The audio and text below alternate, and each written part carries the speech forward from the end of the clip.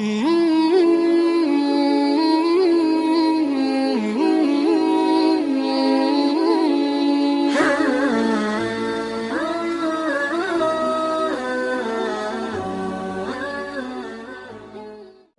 Ibu yang dimuliakan Allah Subhanahu wa ta'ala, ala fil jasadi mudghah, ketahuilah di dalam jasadmu itu ada segumpal. Idza saluhat, kalau dia baik, saluhal jasadu kulluh, yang lain ikut menjadi baik. Wa idza fasadat, kalau dia rusak, fasadal jasadu kulluh, yang lain ikut menjadi rusak. Di mana dia? Ala wahyal qalb, dia adalah hati. Maka yang pertama kali menghitam itu, apa kata Allah? Kalla bal rana, ada satu titik hitam, ala qulubihim, ada satu titik hitam di dalam hati mereka. Ketika satu titik dibiarkan berubah menjadi dua titik dibiarkan berubah menjadi 3 titik, 5 titik, 10, 100, 1000, maka dia pun menjadi hitam semuanya. Ketika hati sudah hitam, maka itulah azab di atas azab. Khatamallahu ala qulubihim. Setelah hati menghitam, terkunci, menular ke telinga. Wa ala sam'ihim. Setelah telinga, wa ala absarihim ghishawah. Padahal 3 itulah nanti yang akan ditanya di hadapan Allah. Inna sam'a wal basar wal fuad.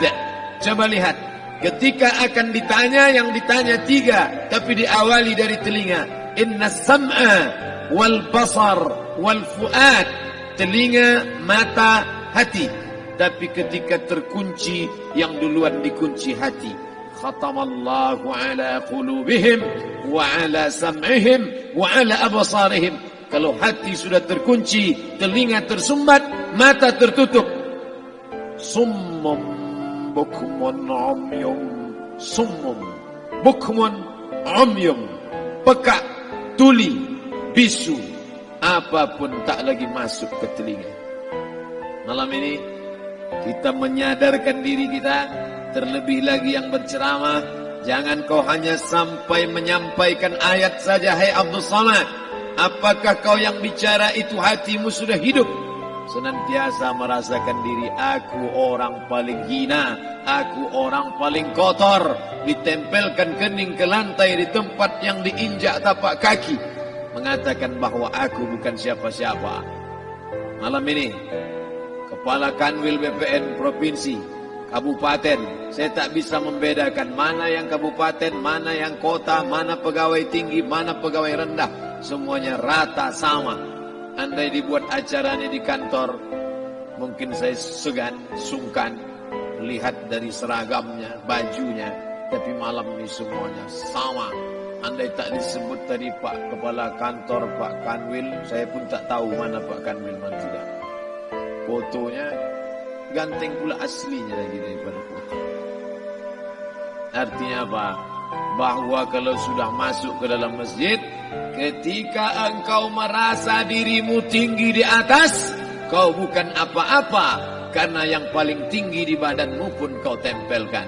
Tapi saat kau jatuh, rendah, down, stres, kau jangan merasa rendah, karena kau tegak berdiri di hadapan Allah. Kau angkat 2 tangan, Allahu Akbar. Di dalam diri ini disebut dia dengan qalb.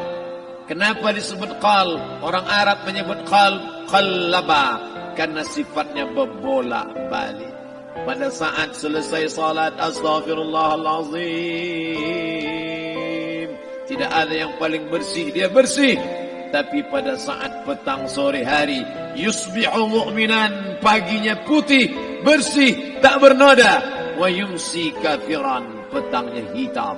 Makanya dari pagi dibersihkan. Salat subuh bersih, salat zuhur bersih, condong matahari salat asar bersih, tenggelam matahari salat maghrib bersih, sempurna gelap malam salat isya bersih, tengah malam bangun tahajud munajat, di tengah malam orang tertidur.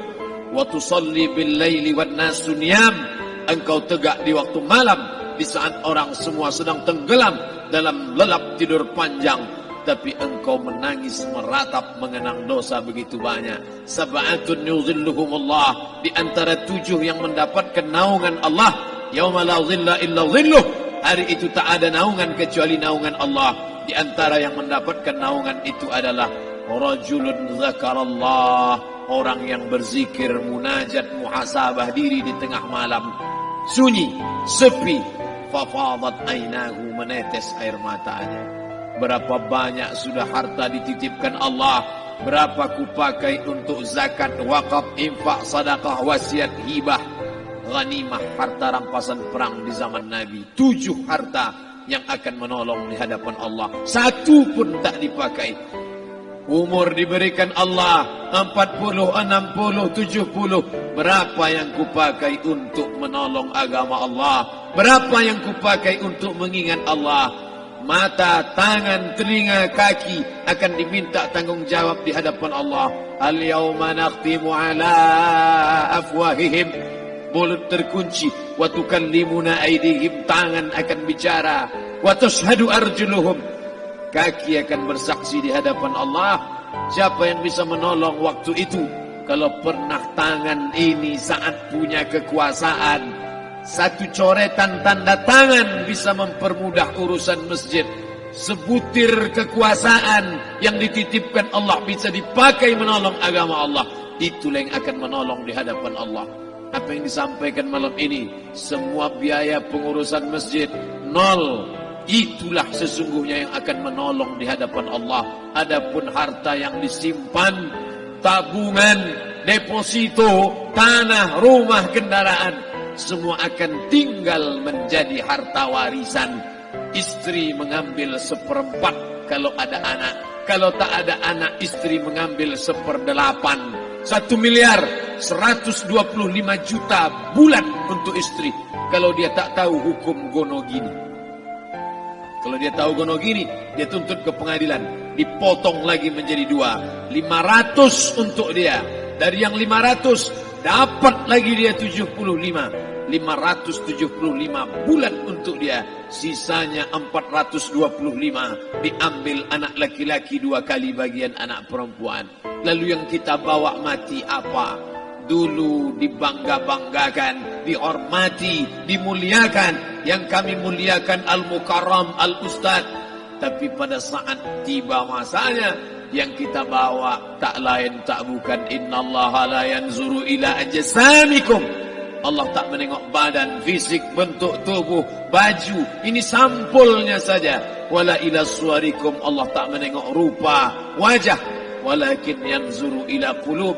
Hati kamu yang bersih itulah yang kau bawa menghadap Allah Subhanahu wa taala.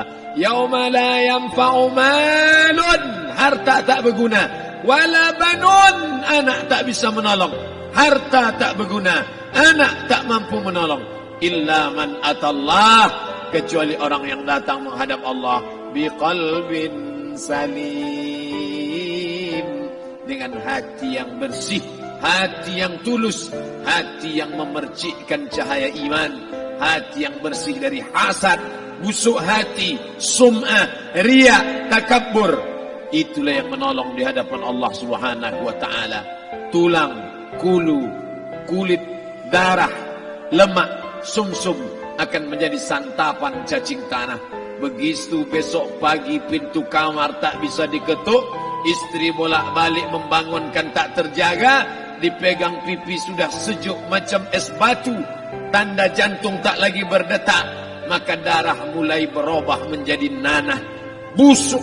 1, 2, 3 hari kalau tidak disuntik formalin, jasad paling busuk jasad manusia, karena semua dia makan herbivora, tanaman saja. Tapi kita ini omnivora, semua masuk. Maka begitu mati, paling bagus orang Islam paling cepat dikuburkan. Selesai acara pemakaman, habiskah masalah, muncul masalah baru. Disitulah kita baru sadar. Apa kata Imam Ali radhiyallahu an? An-nasu niyam. Semua manusia waktu hidup itu tidur. Bapak tidur, ibu tidur, saya tidur. Semua orang waktu hidup itu tidur. falamma matu, ketika dia mati, disitulah dia baru terjaga dari tidur panjang. Saat Israel mencabut nyawa, ditarikkan adalah satu centapan yang kuat. Disitulah kita baru terjaga dari tidur panjang.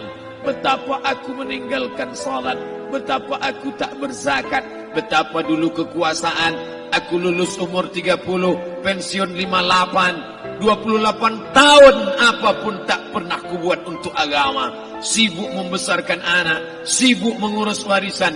Anak pun tak ingat dengan kita karena kita lupa menanamkan pendidikan agama di dalam otak kepalanya.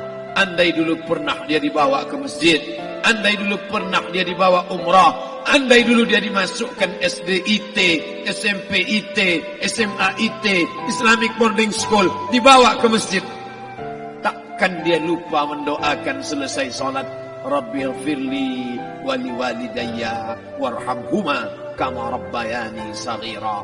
Harta yang banyak tak sempat menolong agama Allah. Anak tunggal semata wayang tak sempat dididik agama. Istri meninggalkan dalam keadaan stres susah hatinya karena dia tak diajarkan sabar menerima ridha ketetapan takdir Allah.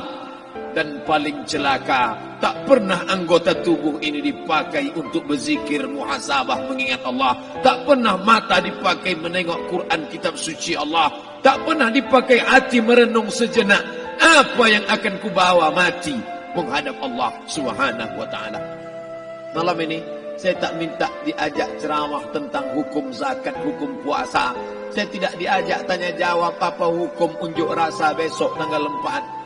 Yang ditanya adalah bagaimana kita merenung sejenak. Abdul Somad, engkau berhadapan dengan para pegawai Badan Pertanahan Nasional Provinsi Riau, berkumpul 12 kabupaten kota. Ini orang-orang ngurus tanah, dari dalam tanah naik ke atas tanah, ngurus tanah, ngurus tanah, ngurus tanah, masuk ke dalam tanah. Abdul Somad dari dalam tanah naik ke atas tanah, ceramah, masuk balik ke dalam tanah. Yang kau bawa apa? Baju koko tinggal, peci tinggal, pakaian kehormatan tinggal. Yang tentara belum pernah saya diundang. Ustadz besok datang takziah, bapak tentara meninggal, tahu-tahu kain kafannya loreng. Tak ada. Yang kau bawa kain tidak berjahit, disobek, kerak. Itu yang akan menyampul kulitmu, yang selama ini kau dimandikan, dibersihkan oleh ibumu dulu 60 tahun yang lalu. Sampai masanya kau lupa kapan kau dimandikan dulu. Sekarang ruh melihat, disebut dia ruh karena dia raha ya ruhu ruh, seperti aroma semerbak yang datang pergi hinggap. Ruh sampai masanya dia datang masuk ke dalam jasad. Ruh sampai masanya dia pergi meninggalkan jasad. Malam ini dimuliakan Al-Mukarram Haji Abdul Somad LCMA. Kenapa Abdul Somad ini dimuliakan? Karena ruh hinggap sejenak sebentar, sampai masanya besok pagi dia ruh keluar dari dalam tubuh ini. Anak yang katanya ayahku sayang, istri katanya kaulah abang, sampai masanya mereka tak lagi mau mendekat. Rumah itu saya yang buat, saya yang mengukurnya. Tapi begitu ruh sudah keluar dari badan, tidak satu pun semeter, sesenti, sejengkal, sehasta ada tempat di rumah itu untuk jenazah bernama jenazah Abdul Somad. Dulu orang bertanya, rumah Ustadz Somad di mana? Hari ini orang tidak lagi bertanya, tak lagi menyebut nama. Orang sudah mengatakan kuburnya mana. Dulu kalau dia masuk masjid, didatangi orang, disalami orang. Mahasiswa, anak-anak, remaja mencium tangannya sebagai tanda hormat. Tapi begitu diletakkan keranda, kita akan sholat jenazah nanti selepas sholat zuhur. Apa kata orang? Letakkan di tepi sana, letakkan di tepi sana. Tak satu pun mau mendekat, letakkan dia di sana. Bahkan sebagian mengatakan jangan dalam masjid, letakkan dia di luar. Dia tidak disebut engkau yang mulia, Tidak digunakan kata ganti, orang langsung letakkan dia di sana. Bahkan sebagian tak lagi, padahal tempat paling mulia sebelah kanan, orang tak lagi mau di kanan, mulai dia menjauh ke kiri. Kenapa kau ke sana? Takut aku mimpi hantu nanti malam. Mana kawan, sahabat, andai tolan, anak menantu, teman sekantor, semuanya pergi meninggalkan. Yang tetap dibawa, kalau pernah kaki melangkah salat berjamaah di masjid, kalau pernah tangan mengusap kepala anak yatim, kalau pernah tangan mengucap subhanallah. Nanti di akhir tausiah kita akan berzikir, munajat, muhasabah diri, berdoa, mengenang apa yang akan kita bawa menghadap Allah Subhanahu wa taala. Datang malaikat membawa kain kafan dari cahaya, akan menyambut ruh yang mulia. Hadis riwayat Ahmad bin Ambal dalam kitab Al-Musnad. Turun malaikat berlomba-lomba membawa kain putih dari cahaya, menunggu ruh akan keluar. Ruh menetes seperti embun di ujung daun. Daun tidak bergoyang, ranting tidak patah. Ruh menetes pelan turun ke dalam kain kafan, dibawa malaikat ke pintu langit. Tak sabar mereka menyambut. Inikah dia yang selama ini berjamaah? Inikah yang dulu ketika dititipkan kekuasaan menolong agama Allah? Kam min masyhurin fil ardi walam yakun ma'rufan fis sama. Berapa banyak yang masyhur terkenal di bumi, malaikat tak mengenal dia. Ini roh siapa? Tapi ini bukan LCMA, dia bukan ustaz, dia bukan ulama, tapi imannya dalam. Kekuasaan dipakai menolong agama Allah. Ruhnya keluar di bawah. Semua malaikat mengucapkan salam. Inilah orang yang selama ini kami tunggu-tunggu. Catatannya sudah lama. Setiap pagi petang, malaikat subuh membawa catatan namanya. Malaikat malam membawa catatan namanya. Kami merindukannya. Begitu orang-orang yang masyhur di langit, tapi tak dikenal makhluk bumi. Tapi ada sebaliknya, yang rohnya disentapkan, ditarik malaikat dengan begitu tarikan yang sangat kuat. Nabi bertanya saat Isra Mi'raj kepada mereka yang sudah mati ribuan tahun yang lalu, apa yang kalian rasakan? Yang satu mengatakan seperti tebasan pedang di tempat yang sama beratus kali. Yang satu mengatakan seperti kambing yang dikuliti hidup-hidup. Yang satu mengatakan seperti mata kail pancing ditarik dari kulit yang basah. Maka kita berdoa setiap selesai salat, Allahumma hawwin alaina, ringankan kami ya Allah, fi sakaratil maut, di saat sakaratul maut yang amat sangat menyakitkan itu. Dan mereka yang pergi tak pernah kembali, mereka yang mati tak pernah bercerita, kecuali hanya kepada Sayyidina wa Maulana Muhammad sallallahu alaihi wasallam. Di saat malam pertama di tempat yang gelap, di tempat yang tak pernah diimpikan oleh orang, tapi kita tetap melewati dan merasakannya.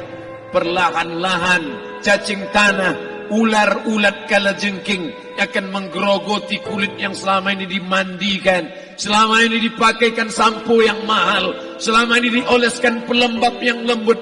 Tapi ternyata sebelum roh keluar jasad, setelah keluar, dia hanya akan menjadi santapan cacing tanah. Hancur berkeping hari demi hari. Yang pertama kali membusuk adalah mata, karena dia berisi cairan. Cairan ini mengering, busuk dan berlubang. Lalu kemudian usus sebulan di dalam tanah, mulai dia menggelembung masuk angin dan dia meletus pecah. Cacing-cacing tanah mulai datang menggerogoti, memakan. Habis lemak, tulang, kulit, bulu, sumsum, darah, jantung, empedu, limpa, buah pinggang. Habis semuanya, tinggal tulang-tulang yang memutih, dimakan oleh tanah, ditelan oleh massa, sampai akhirnya Asi bin Wa'il membawa tulang yang kering itu kepada Nabi Muhammad, baginda Sayyidina wa Maulana Muhammad. Ya Muhammad, ayyuhi rabbuka hadzal idham, sanggupkah Tuhanmu menghidupkan tulang yang kering ini? Nabi diam tak menjawab, sampai akhirnya datang Jibril alaihi salam membawakan wahyu. Qul, katakan kepada dia. Ayat ini dibaca malam Jumat. Bapak Ibu semua hafal, kita baca qul yuhyihal ladzi ansha'aha awwala marrah wa huwa bikulli khalqin alim. Jangan lupa subscribe, like, and share.